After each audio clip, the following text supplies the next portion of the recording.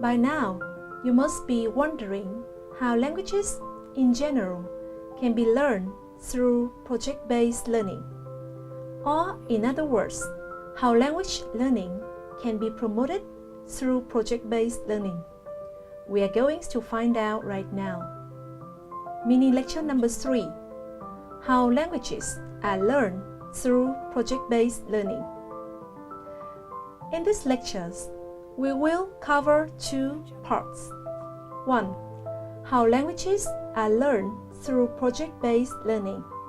And 2. Project-based learning in EFL class. First of all, project-based learning has a lot to offer teachers and learners of English. So, what exactly are they? Input of language and skills. According to Thor Markens, project-based learning offers teachers the opportunity to teach, observe, and measure the growth of real-world skills.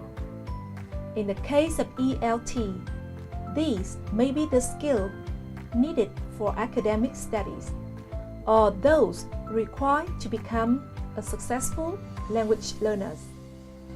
It also offers the opportunity to consider the linguistic skill and knowledge needed to master this skill and take this into consideration when designing projects. Language and skill-specific input can be linked to specific stages of the scenarios. For example, a discussion of the patient's symptoms and potential illness could be preceded by a teacher's input on the use of hypothetical language. Students need to work on reading skill, note-taking, before they start researching. It is unlikely that an English teacher would exhaust the potential learning possibilities. Rather, the challenge is to limit the input and not overload the learners. Natural vehicle for communicative language learning. We may be in a post-method ELT world, yet there is a broad commitment to a communicative approach. Project-based learning, when combined with Web 2.0 technologies, offers many opportunities to promote language use and acquisitions in real-life contexts. Both provide a rationale for the creation of an information gap that can be exploited for language teaching purposes. The basic premise of project-based learning is that learning begins with a problem presented in the same context as it could be encountered in real life. When presented with the problems, students begin by organizing their ideas and previous knowledge to define the problem's broad nature. Inevitably, they reach a point at which they realize they are missing essential information and create the needs to work out the missing information. Motivating language learners. Project-based learning also fosters students' motivation when they undertake tasks, which prepares learners for future studies or professional careers. Learners recognize the developments of skill that hinted at future utility. For example, how collaborative working prepare for a professional career. This corresponds with Journey's motivation, self-theories, and identity goal, indicating that if learners are able to see the skill and knowledge developed through project-based learning, they are likely to be motivated in undertaking the projects. Capturing, acknowledging more learnings, and encouraging mastery approaches to learnings.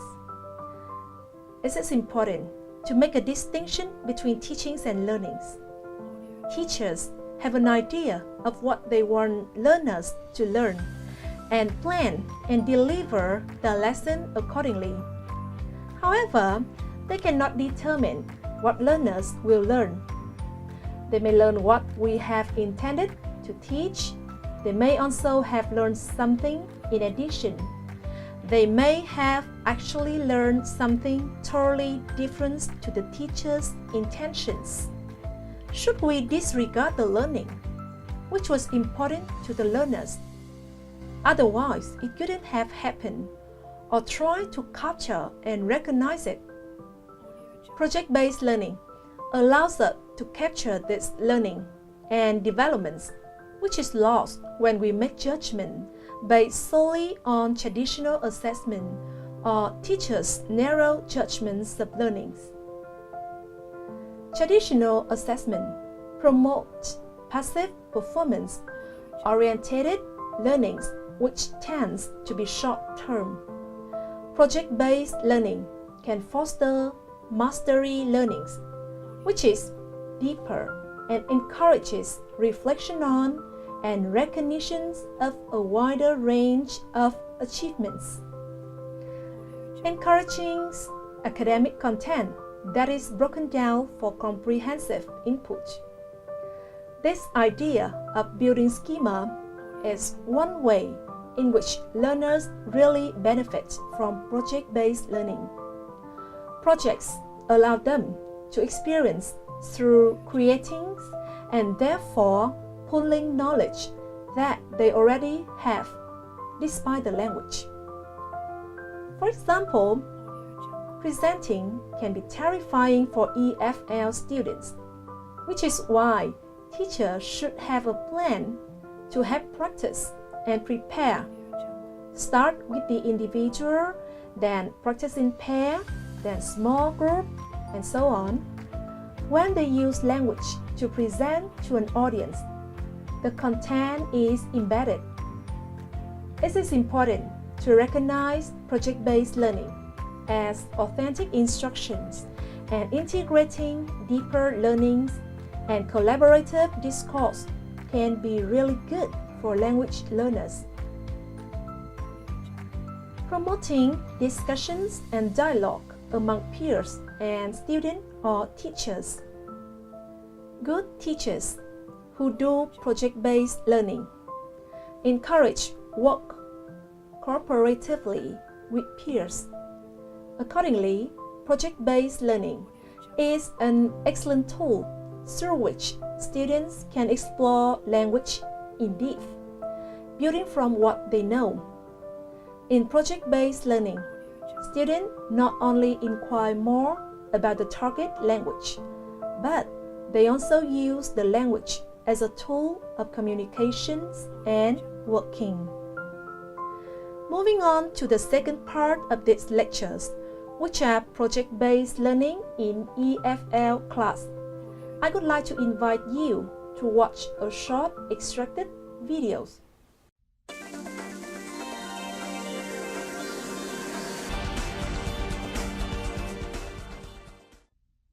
About this conversation, what did you learn from this? What did you learn from each other that you didn't know before? My name is Shazia Parani Melstrom. I teach at Brooklyn International High School, a school for newly immigrated students, and all of my students are English language learners. I teach English language learners through a project-based curriculum, and one thing that I think works really well is using learning groups. I believe that through this interaction, students not only advance their language skills, but also learn how to be better critical thinkers by examining material together and sharing various perspectives. The more students have the opportunity to interact with one another in the classroom through collaborative activities and experiential projects, the more their academic English skills will grow and deepen.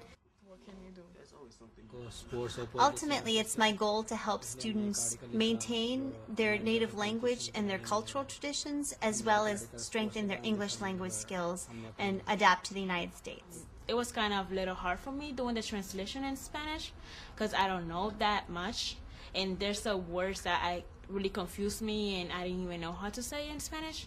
So by doing this newspaper, it made me develop more how I translate, how I write or read Spanish. This type of service learning project enables students to feel a sense of empowerment and feel that they are making a difference in their communities.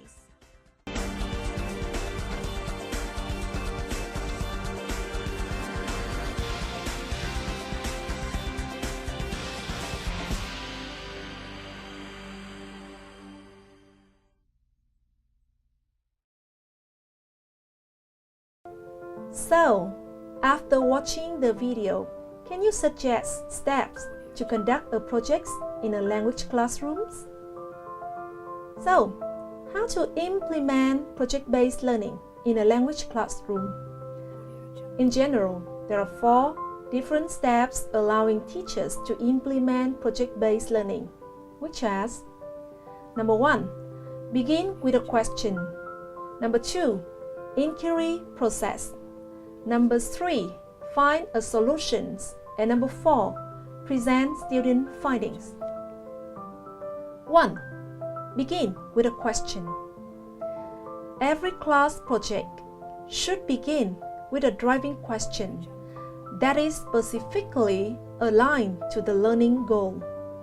The levels of complexity of the driving question should be appropriate for the types of students. 2. Inquiry process. In the classroom, the next steps for implementations is the inquiry process. Students should apply learned knowledge, ask and answer critical thinking questions, and locate resources. 3. Find a solutions. In the next step, students find a solution to the driving question. Here is where students solve the problems, oftentimes with the creation models and presentations. 4. Present students' findings. And the last step is to allow students to make their projects available to the public to give students a voice. Now that we have found out 4 basic steps of implementing a project in the classroom, I would like to invite you to watch a video summarizing key points of project-based learning and examples of implementing project-based learning in the class.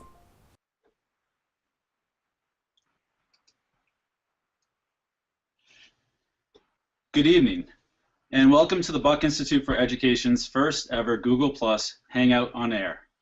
My name is Liam Baer, and this evening our weekly Hangout with BIE will focus on building community understanding of PBL. It is the beginning of the school year, so we will focus on answering the driving question: how can we build community understanding of project-based learning?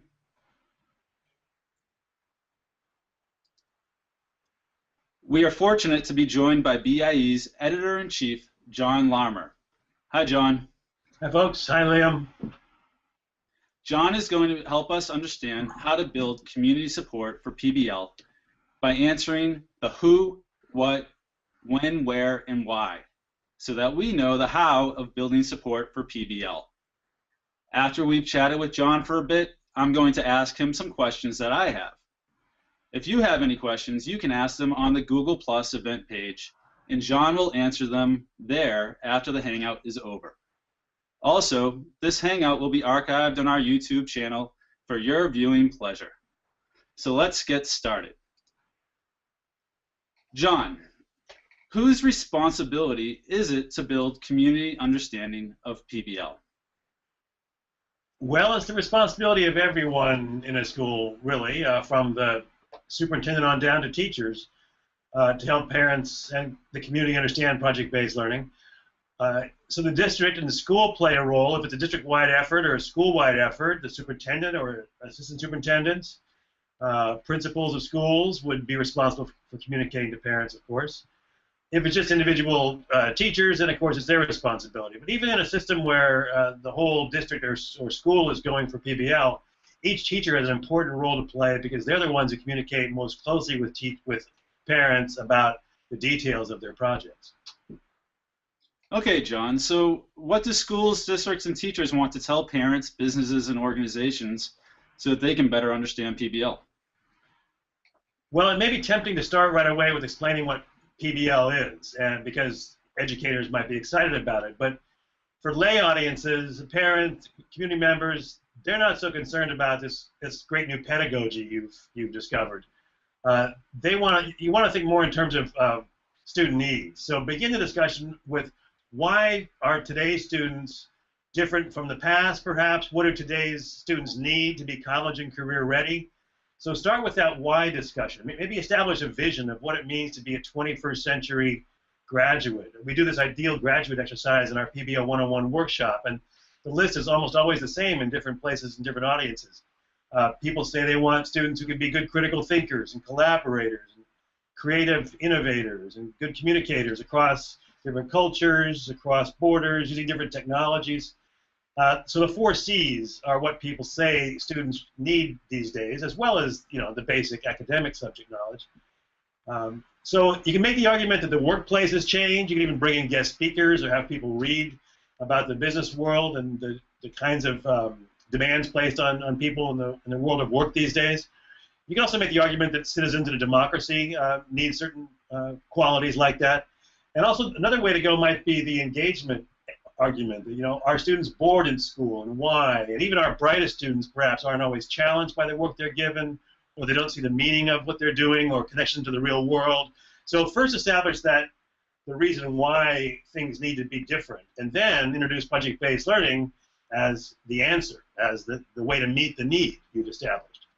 Now, when you're explaining project-based learning, don't get all abstract with educational jargon. Use very concrete examples, concrete terms. Show people examples on video, have them read about projects. Ideally, it'd be great if you could take a delegation of parents and teachers and others, perhaps to a school if it's nearby, that is doing project-based learning. Students are often the best ambassadors for project-based learning. If they could talk about projects they're doing or projects they've done, make presentations to parents. You could show videos. There are lots of libraries on the BIE website or Edutopia, places like that. There's a great one on the BIE site called PBL Explained. It's an animated video which talks about the world of work and the 4 C's and how project-based learning can help teach those things. And finally, you can also have students, actually make create materials for a school website, or have their own voice show up in materials you might create for students and for parents. Thanks, John. That PBL Explained video on the BIE.org website is excellent. I should add also that after you've told people about project-based learning in general, they're going to want to know some nuts and bolts. So tell parents things like, how is grading going to work in a project? People often ask about group projects and what if my student does all the work? So answer those nuts and bolts questions. They might ask things like, will homework be different?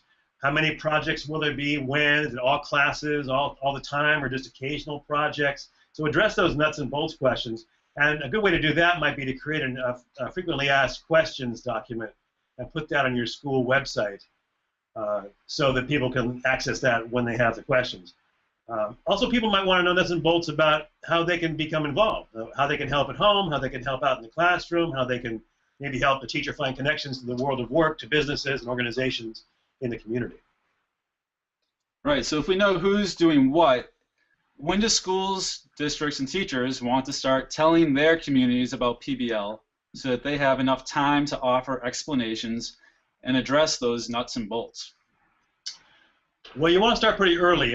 Ideally, a district or a school would begin planning for a PBL effort perhaps a year in advance even. And so bring in parents early in that process to help establish that vision for what we want for our students. And that would continue during the planning phase.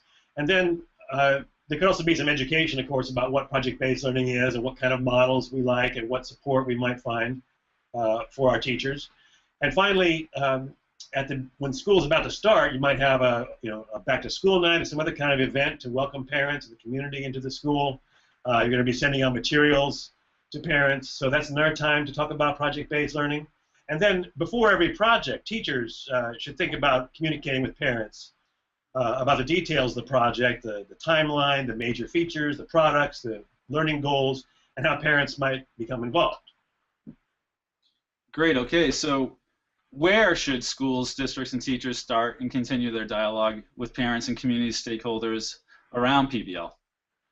Well, they can start with, I think live events are, live discussions, holding meetings either at school or in the community to discuss your vision for student learning.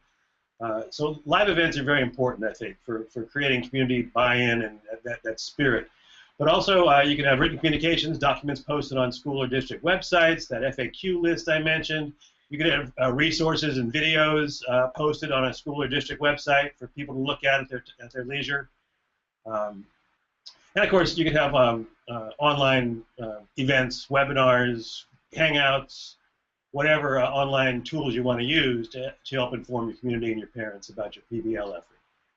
Right, you mentioned FAQs now twice, and I noticed in your article earlier that appears on the BIE.org blog, you mentioned some frequently asked questions that teachers and schools hear from parents. Can you share a few of those right now? Your favorites? Yeah, sure. A lot of those nuts and bolts questions, those appear in FAQ lists. Things about, like I mentioned, how projects are being graded, how you handle group work. People might ask, are my child being graded on things like creativity and collaboration, and how does that work? Which is a legitimate question. That's a tricky issue.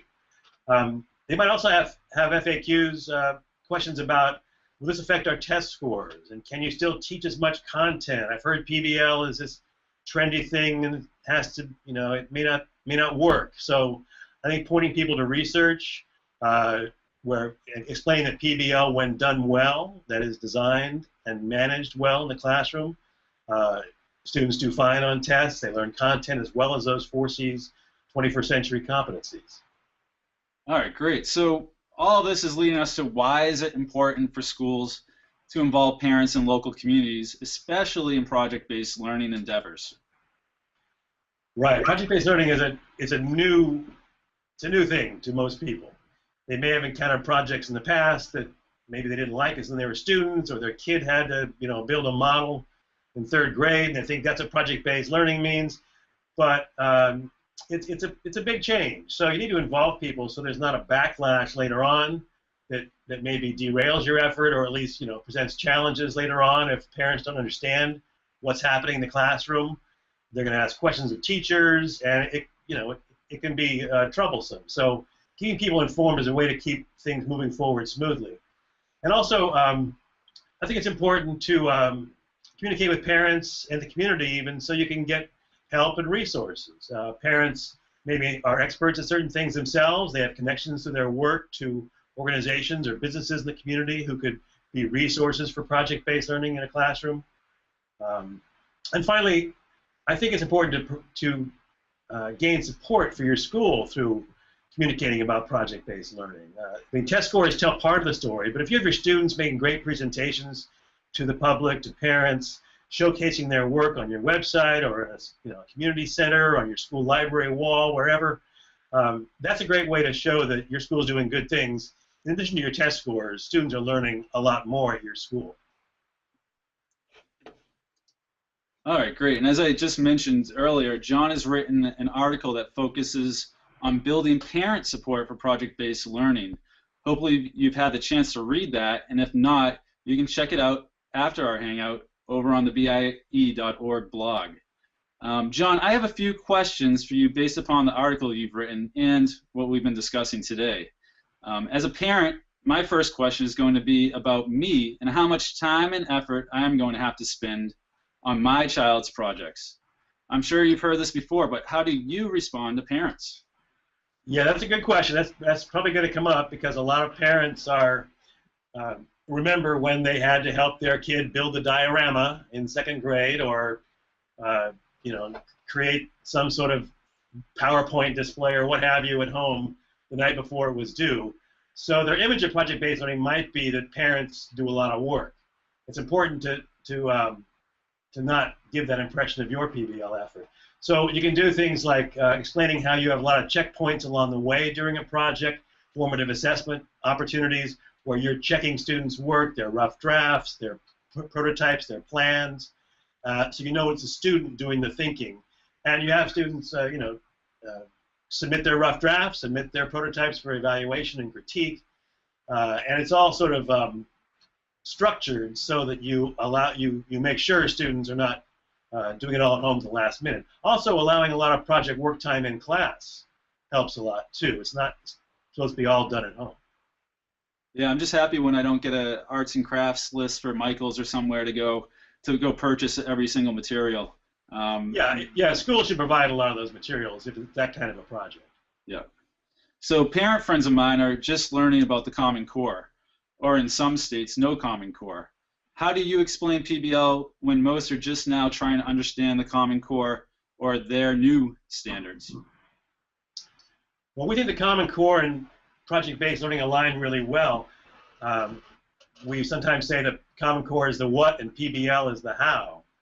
So when you're talking about Common Core, I think the question is naturally going to arise, how do we help students meet these standards? And PBL is one of the best ways to do that because the standards emphasize things like critical thinking, problem solving, real-world applications of math, communication to various audiences is important in the Common Core, speaking and listening standards, making presentations, using presentation media, creating media for various audiences and various purposes. And even collaboration is mentioned quite a bit in Common Core. So I think that's one way to link Common Core and project-based learning. And even in states that don't have Common Core, I think people would agree that goals like learning to think well, solve problems, communicate, collaborate are worthy goals that PBL can help you reach. Definitely. So again, that was the Common Core is the what and PBL is the how. I like that. Yeah. I think we have a blog by that title. So tell you a blog about that on our site. Yeah, David Ross wrote that, right? Yeah. Nice. As a former Baltimore City school teacher, I often wonder how realistic PBL is for underprivileged urban settings. How do you build PBL support in those types of environments?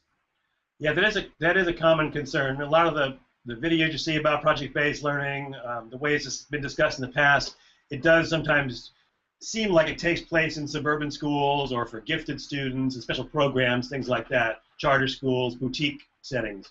But we think it's really powerful in all schools, and in urban schools, PBL is great for English learners. It's a great way to, I think all kids deserve the 4 C's. I mean, what student doesn't need, to build their critical thinking skills, be good collaborators, communicators, and creative innovators. So I think all students deserve the kinds of things that PBL teaches, and deserve to be more engaged in their learning. A lot of projects also in urban settings can help connect a school with its community. Like there's one example in urban Louisville, Kentucky. It's called Parkland on Display. It's a project about a certain district in Louisville where Muhammad Ali grew up, actually, the boxer. And it's where students document their community history and by interviewing local residents, their parents, and researching their community history. Then they create museum displays, invite the parents to come and see them, along with a big mural on the library wall about their community history. So parents are brought in both as experts and as resources during the project, and they're the audience for the museum displays at the end of the project. Great way to connect the school with its community. Yeah, that's a great final example to give of a project. I just took a tour of the Mission District in San Francisco this past weekend, and it was great to see all of the schools with their murals and the input of the community in all of those projects. Yeah, I think it's important in those communities for schools to be part of the community, and a lot of schools have health centers and things like that these days. They really make them a community resource, not just a place where the kids go for certain hours of the day. Definitely. So that's all for today's Hangout with BIE. I'd like to thank John Larmer for taking his time to hang out with us today. Sure. Please remember that we will be answering questions on the Google Plus event page, so we're not going anywhere. So if you have any further questions, please ask it there. Also, if you want to keep in touch with us, we're always ready to answer questions via Twitter. If you have any, please use the hashtag PBL or our Twitter handle @BIEPBL. This Hangout on Air has been recorded and will be available on YouTube for your viewing pleasure whenever you would like. Please feel free to share it with your colleagues and friends. I look forward to hanging out with you next week at the same time. We'll be talking about gallery walks. Please add the Buck Institute for Education to your circles on Google+, so that you can get official invites to our Hangouts and so that you can be able to add comments to the events page throughout. Thank you for joining us, and have a great night. Bye-bye. All right, it is obvious to all of us that project-based learning is an appropriate approach to support as well as to boost language learning. I hope by now you have already had some ideas in mind to start project-based learning in your class or your school. Remember that there will be a quiz and task following the module. Good luck with those. Goodbye.